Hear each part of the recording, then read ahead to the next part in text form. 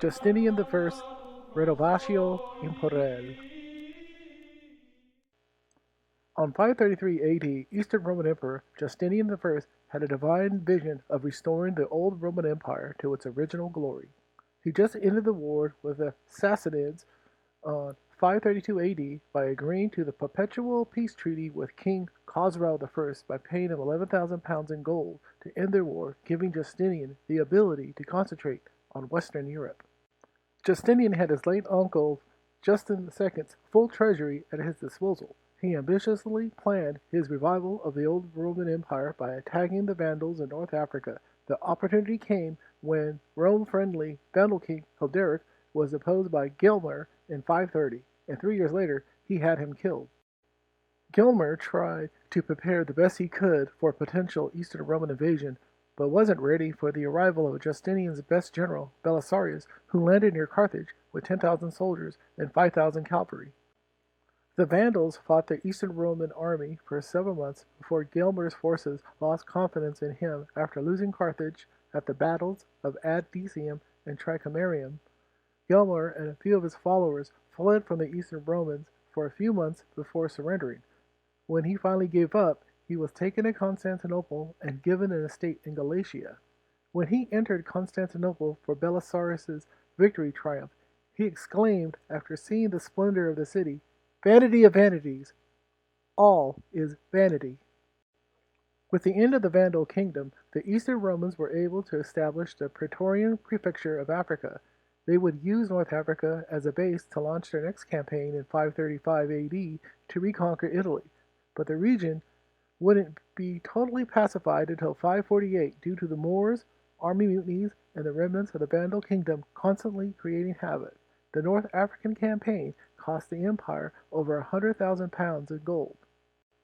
The Italian campaign began in 535 AD when the Eastern Roman-friendly Ostrogoth kingdom that was governed by Queen Amalasuentha, who was acting as regent for her teenage son Aletharic before he drank himself to death, was deposed by the new king Theodahad, whom, after a year of co-ruling the kingdom with Amalasuentha, imprisoned and exiled her to the island of Martana, where she was later murdered in her bathtub. This was the excuse Justinian needed to go to war with the Ostrogoths and return Italy to direct rule under the Eastern Roman Empire. Justinian, before launching his invasion of Italy, secretly tried to pay off the Franks with gold so they would remain neutral in their war against the Ostrogoths.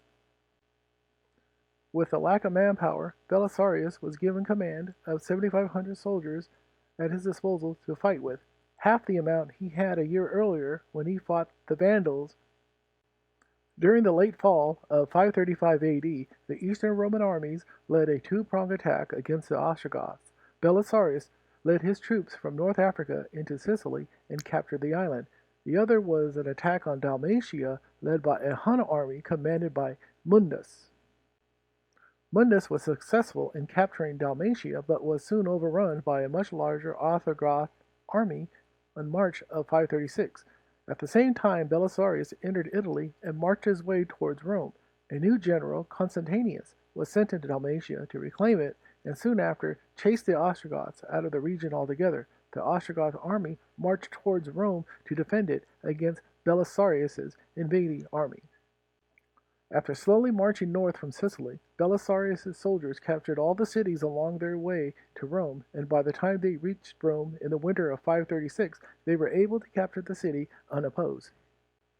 During this brief respite, the Ostrogoths had a new king, Vatagius, who replaced Theodahad, whose throat was slit open by his right-hand man, Apatarius. The new king decided to confront the Eastern Roman army head-on and gathered an army of over 30,000 strong to fight the 5,000 invaders. Unable to combat them in the field, being outnumbered 6-1, Belisarius remained in Rome and fought a year-long siege against the Ostrogoths, which lasted from March 537 AD to March of 538 AD.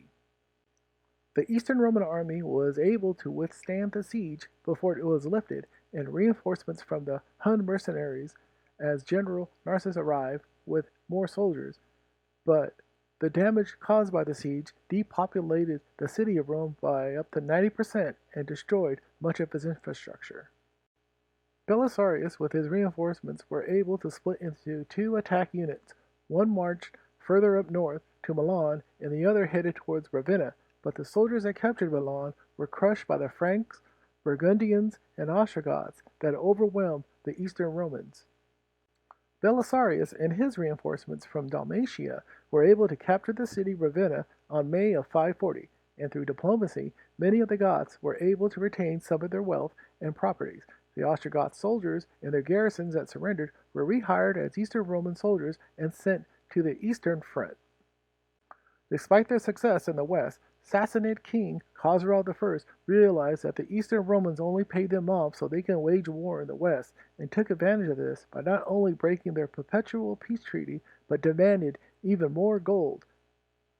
Mother Nature played two cruel tricks on Justinian and ruined his plans to rebuild the old Roman Empire. In 536 AD, three major volcanoes erupted, sending millions of tons of ash into the atmosphere, creating a volcanic winter, which in turn made a mini ice age in Europe, which would last for decades. The second made matters even worse and caused everything to come to a crashing halt with the arrival of a plague that would devastate Europe, the Middle East, and Western Asia, creating a global-wide pandemic.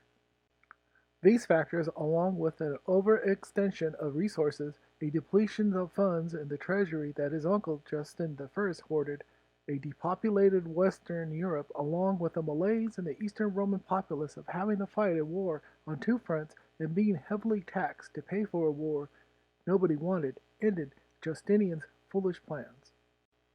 By 555 AD, Justinian was able to only partially recover the old Roman Empire, but at a heavy cost, with the deaths of millions of people through disease, starvation, and warfare, along with over 500,000 pounds of gold. This little excursion nearly emptied out the entire treasury, and it would take years to fill. Justinian died on November 14, 565, at the age of 83. His empire would soon shrink after his death, but for a few decades he got to witness his partial reconstruction of the old Roman Empire.